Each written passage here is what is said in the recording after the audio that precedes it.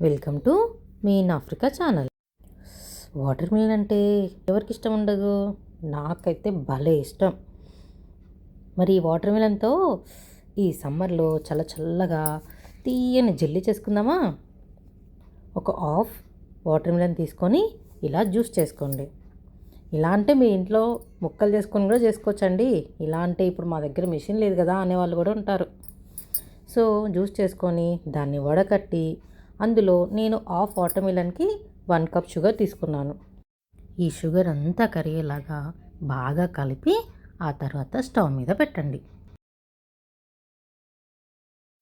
మా చిన్నగా ఉన్నప్పుడైతే మా నాన్న వాటర్ మిలన్ తెచ్చి దాన్ని ముక్కలు ముక్కలు కట్ చేసి దాంట్లో షుగర్ వేసి ఆహా గుర్తుకొస్తుంటే భలే ఉంటాయి కదా.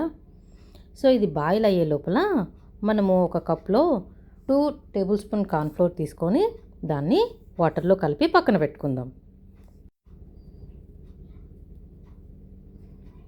వావ్, భలే కలర్ వచ్చింది కదా. ఇలా మసులుతున్నప్పుడు మనం ఇప్పుడు తయారు చేసి పెట్టుకున్న కార్న్ఫ్లోర్ వాటర్ ఉంది కదా, అది ఇందులో యాడ్ చేసేసుకుందాం. ఇది యాడ్ చేసుకున్న తర్వాత కలుపుతూ ఉండండి. ఈ కార్న్ఫ్లోర్ యాడ్ చేయడం వల్ల మన వాటర్ మిలన్ జ్యూస్ చిక్కబడుతుంది. అది బాగా చిక్కబడేంత వరకు మనం కలుపుతూనే ఉండాలి. ఇందులో మీకు అవసరం అనుకుంటే ఒక 2 చుక్కల వెనిలా ఎసెన్స్ని యాడ్ చేసుకోండి. అది ఖచ్చితంగా చిక్కబడేంత వరకు మరిగించాలి, లేదంటే జెల్లీ రాదు, గుర్తుపెట్టుకోండి. ఇప్పుడు స్టవ్ ఆఫ్ చేసి ఒక జార్లోకి తీసుకోండి. నేను జెల్లీల కోసం ఐస్ క్యూబ్ చేసే ట్రేలను తీసుకున్నాను. వీటిని బాదం పప్పుతో కానీ పిస్తా పప్పుతో కానీ పుదీనాతో కూడా గార్నిష్ చేసుకోవచ్చు. నేను బాదం పప్పు వాడాను. తర్వాత వీటిని ఫ్రిడ్జ్లో పెట్టేయండి.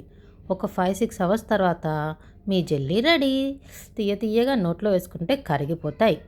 మీరు ఇంట్లో ట్రై చేసి ఎలా వచ్చాయో నాకు కామెంట్ చేయండి.